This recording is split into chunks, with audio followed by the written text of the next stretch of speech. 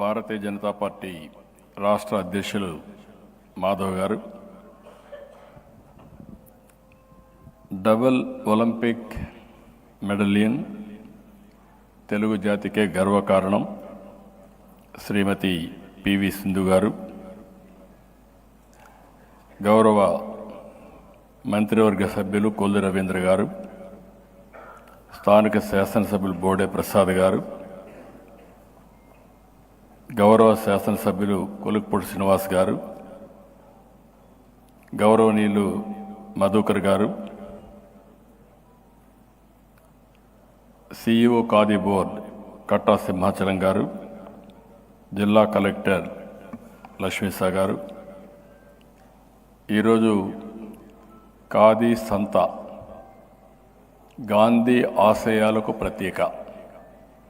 ఈ పవిత్రమైన కార్యక్రమంలో ఇక్కడికి వచ్చిన మీ అందరికీ పేరు పేరున మనస్ఫూర్తిగా నా నమస్కారాలు, అభినందనలు, శుభాభినందనలు.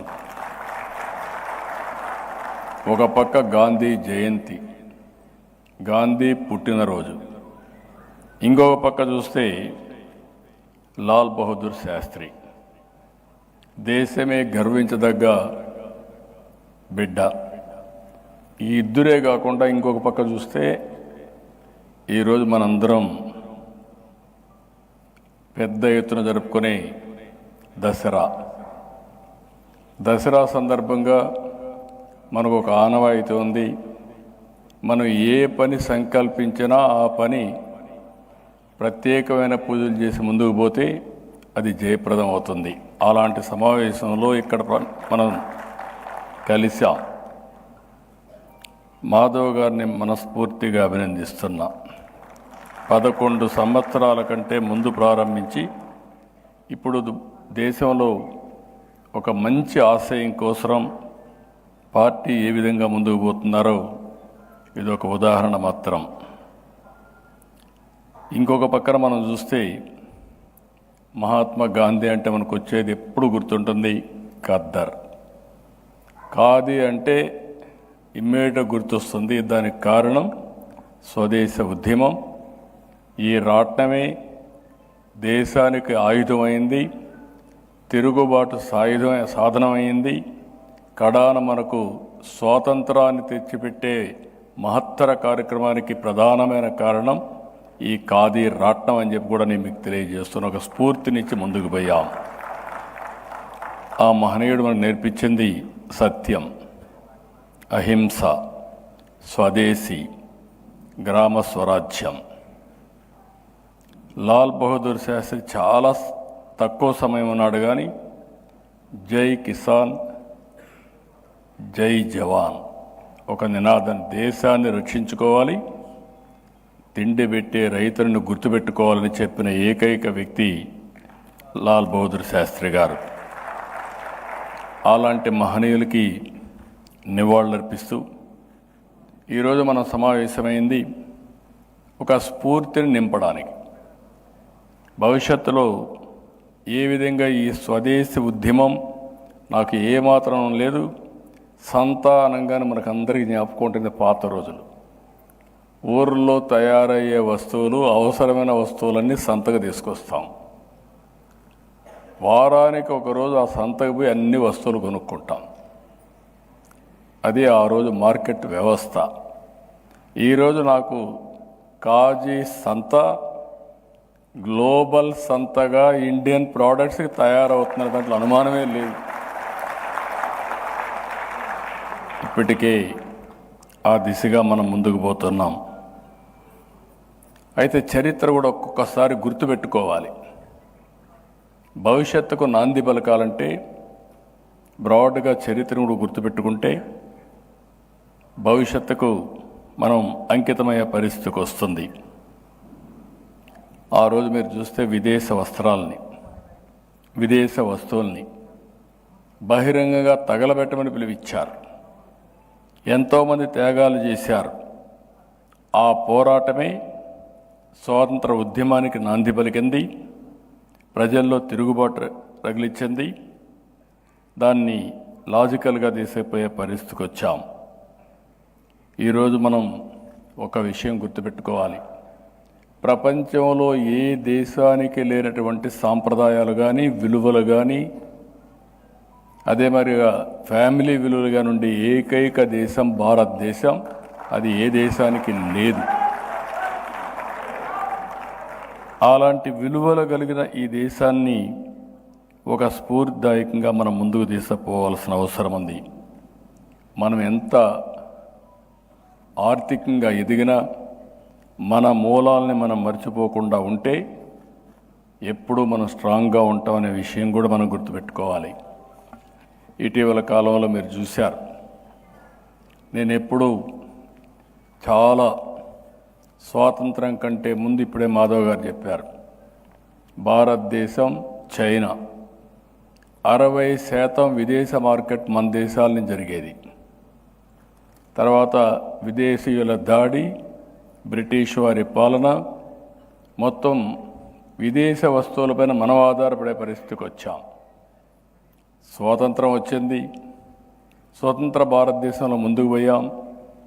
కానీ చాలా సంవత్సరాలుగా మనం చూస్తే ఎక్కడికక్కడ స్లోగా నడిచాం తప్ప మనం అనుకున్న వృద్ధిని సాధించలేకపోయాం.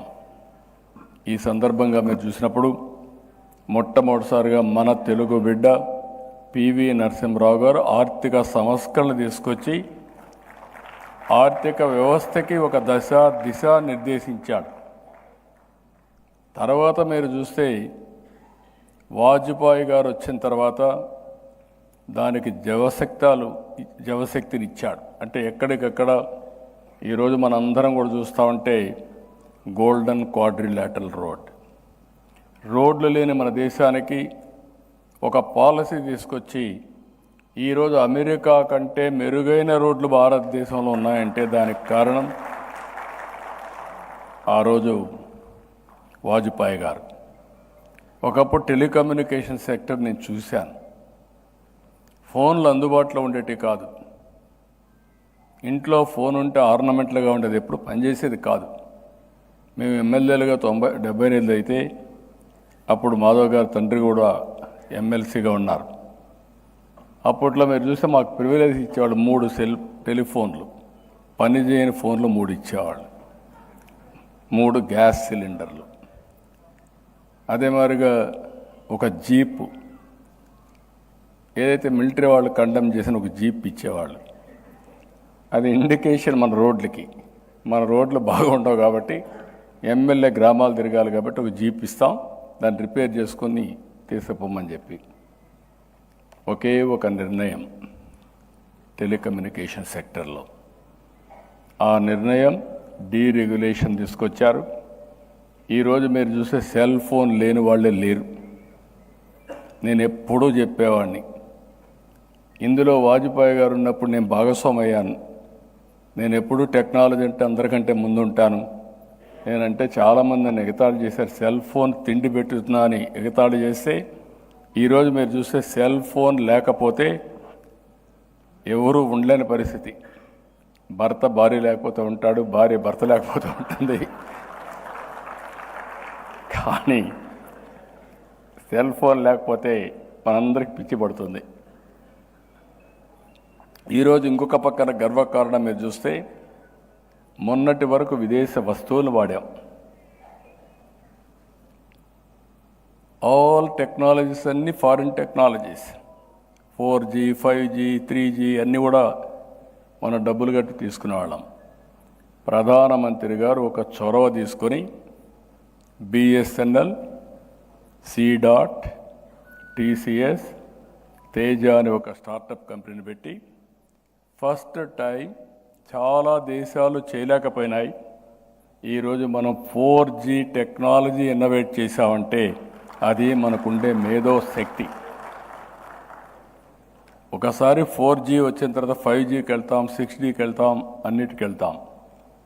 ఇటీవల కాలంలో కోవిడ్ వస్తే మీరు చూశారు, మన దేశంలో కోవిడ్ వ్యాక్సిన్ తయారు చేసిన తర్వాత ప్రధానమంత్రి గారు 100 దేశాలకు కోవిడ్ వ్యాక్సిన్ ఇచ్చి అక్కడ ప్రజలను కాపాడాడు.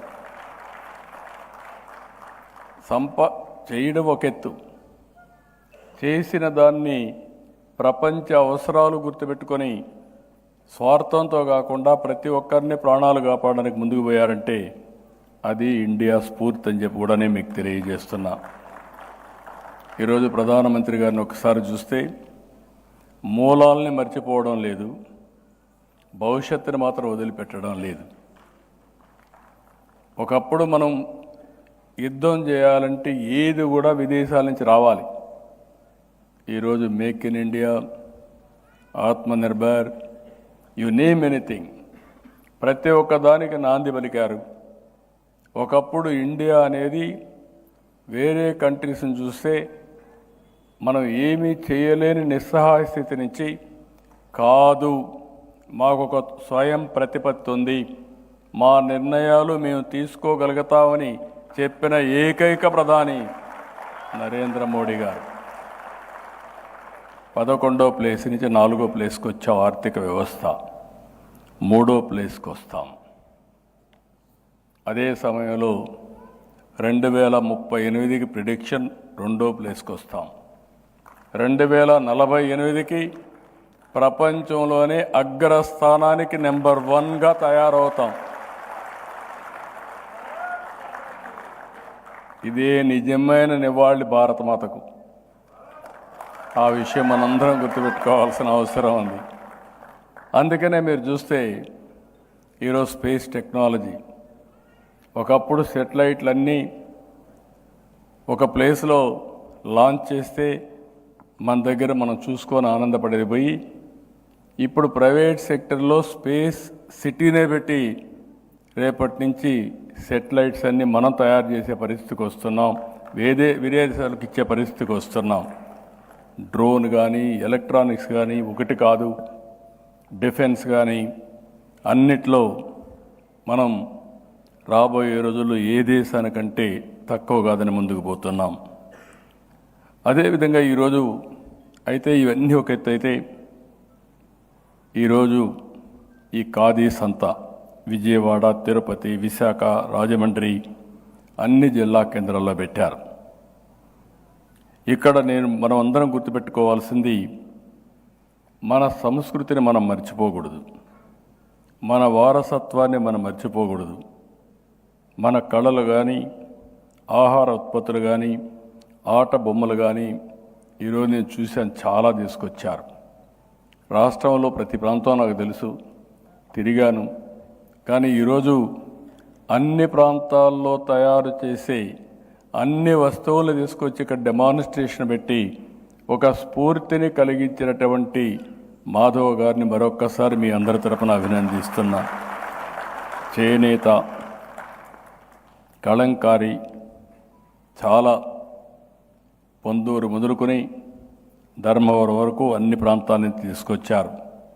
కొండపల్లి, ఏటుకొప్పాక బొమ్మలు, అదే మరి ఆదిత్యానికి మారిపోయిన గోదావరి జిల్లా నుంచి కొబ్బరి ఉత్పత్తులు చాలా తీసుకొచ్చారు. ఇప్పుడే మనందరం చూస్తే ఒకప్పుడు పేపర్లో చదువుకునేవాళ్ళం, అగ్గెపెట్టెలో మన వాళ్ళు చీర తయారు చేసేవాళ్ళు పెట్టేవాళ్ళని. ఈరోజు స్వయంగా మన ఆడబిడ్డకు సింధుకి బహుకరించే పరిస్థితికి వచ్చాడు. అంటే ఇలాంటివి మనం గుర్తుపెట్టుకోవాల్సింది, ఎక్కడికక్కడ మన సంస్కృతిని గుర్తుపెట్టుకుంటున్నాయి. ఈ కాంపిటేటివ్ వరల్డ్లో ప్రపంచాన్ని మనం యాచించే పరిస్థితి కాదు, శాసించే పరిస్థితి రావాలి. అదే నిజమైన స్వాతంత్రం అని చెప్పి కూడా నేను మీకు తెలియజేస్తున్నా.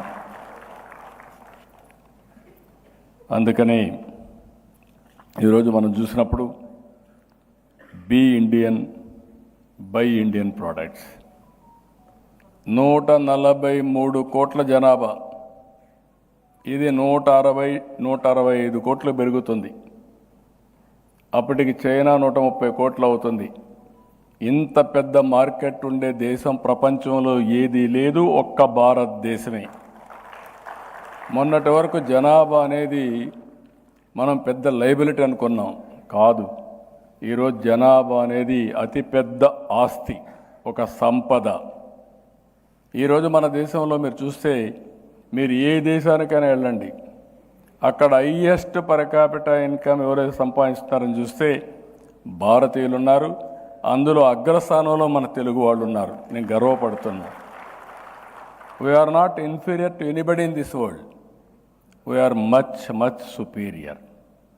ఇలాంటి అవకాశాలు ఉన్నప్పుడు మన ప్రోడక్ట్స్ మనం ఉపయోగించగలిగితే డిమాండ్ పెరుగుతుంది, సస్టైనబిలిటీ వస్తుంది, తద్వారా ప్రోడక్ట్ పర్ఫెక్షన్ వస్తుంది.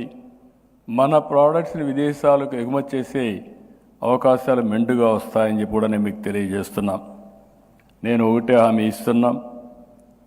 ఎన్డీఏ ప్రభుత్వం రాష్ట్రంలో చేనేత కళాకారుల్ని, కొండపల్లి, ఏటి కొప్పాక బొమ్మల పరిశ్రమల్ని, ఇలాంటివన్నీ కూడా ఆదుకోవడానికి, ప్రతి ఒక్క కళల్ని ఆదుకోవడానికి అన్ని విధాల ప్రయత్నం చేస్తాం, అన్ని ప్రోత్సాహాలు ఇస్తాం, ముందుకు తీసుకుపోతామని చెప్పి కూడా నేను మీకు తెలియజేస్తున్నా. ఇవన్నీ చేసి ఇలాంటి ఇంకొక పక్కన మనం గుర్తుపెట్టుకోవాల్సిన అవసరం ఉంది. ఓసారి మనం ప్రమోట్ చేస్తే ఎంత ఫాస్ట్గా వెళ్ళిపోతుందంటే, నేను అరకు కాఫీ చూశాను. ఒకప్పుడు అరకు కాఫీ ఆ ప్రాంతానికే తెలిసేది కాదు.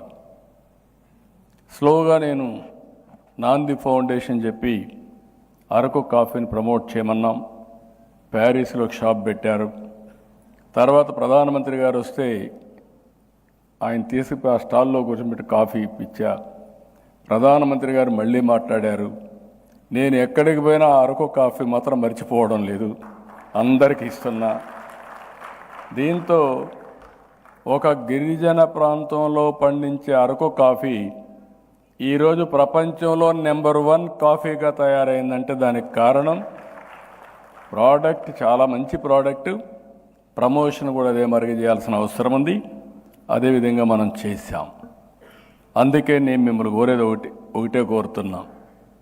ఏదైనా సరే మనం ఎప్పటికప్పుడు మాట్లాడమే కాకుండా ప్రమోట్ చేయగలిగితే ఒక స్ట్రాంగ్ బ్రాండ్ ప్రమోట్ అవుతుంది. ఇటీవల కాలంలో ఒకప్పుడు నేను ఒక స్లోగన్ ఇచ్చాను. ప్రతి ఒక్క ఇంటికి ఒక ఐటీ ప్రొఫెషనల్ ఉండాలని చెప్పాను. ఈరోజు మీరు చూస్తే ఆ ఒక్క చిన్న ప్రభుత్వ విధానం ఈరోజు ప్రపంచంలోనే హైయెస్ట్ పర్ క్యాపిటల్ ఇన్కమ్ సంపాదించే పరిస్థితికి వచ్చారు. ఒక నాలెడ్జ్ ఎకానమీ గురించి మాట్లాడాం. ఈరోజు హైదరాబాద్ దానికి ఒక నమూనాగా తయారయ్యే పరిస్థితి వచ్చింది. ఈరోజు నేను మాట్లాడేది ప్రధానమంత్రి గారి స్ఫూర్తితో 1 ఫ్యామిలీ 1 ఆంటర్ప్రెన్యూర్. ఈ 25-30 సంవత్సరాల్లో మనం దీన్ని సక్రమంగా చేస్తే మనం పండించిన ఉత్పత్తులు దేశంలోనే కాకుండా ప్రపంచానికి మొత్తం సరఫరా చేసే పరిస్థితి వస్తుంది. నిర్ణయాలు చాలా ఫాస్ట్గా జరుగుతున్నాయి. నిన్నే ప్రధానమంత్రి గారు ఒక నిర్ణయం చేసినప్పుడు చూస్తే జిఎస్టీ రిఫార్మ్. ఒకప్పుడు 6-7 స్లాబ్లు ఉండేటివి, చాలా కాంప్లికేటెడ్ ఉండేది. ఈరోజు అన్నీ తీసేసి సరళీకృతం చేసి 2 స్లాబులు తీసుకొచ్చారు, 5, 18. అందరూ అనుకున్నారు ఆదాయం తగ్గిపోతుందని. నాకు ముందే నేను చెప్పాను ఆదాయం తగ్గదనుకున్నాం. ఈరోజు పర్చేసింగ్ కెపాసిటీ పెరిగింది. ఈరోజు దసరా నుంచి దీపావళి కాకుండా అన్ని పండుగలు బ్రహ్మాండంగా చేసుకునే పరిస్థితికి వచ్చిందంటే ఇది నిజమైన రిఫార్మ్. రిఫార్మ్ అనేది డబ్బులుండే వాళ్ళ కోసమే కాదు, ప్రతి ఒక్కరికి మెరుగైన జీవన ప్రమాణాలు రావాలి. ఎలక్ట్రానిక్ వస్తువుల దగ్గర నుంచి నిత్యావసర వస్తువులు కానీ, ఇంకా కామన్ మ్యాన్కు కానీ, మిడిల్ క్లాస్ వాడేటన్నీ కూడా ధరలు తగ్గితే దానివల్ల ఎకానమీ అభివృద్ధి అవుతుంది. అలాంటి నిర్ణయం నిన్నే చేశారు. ఇలాంటి సమయంలో అవి కూడా మాట్లాడుకుంటూ ఎక్కడికక్కడ ఒక మంచి ఉద్దేశంతో పెట్టిన ఈ రిఫార్మ్స్ అన్నీ కామన్ మ్యాన్కి చేరవేయడంలో మనందరం కూడా ముందుకు పోవాల్సిందిగా మిమ్మల్ని అందరినీ కోరుకుంటూ, ఇలాంటి అవేర్నెస్ ఇంకా పెట్టుకోవాల్సిన అవసరం ఉంది. ఒకటే మీరు గుర్తుపెట్టుకోవాలి, ఈరోజు విజయదశమి.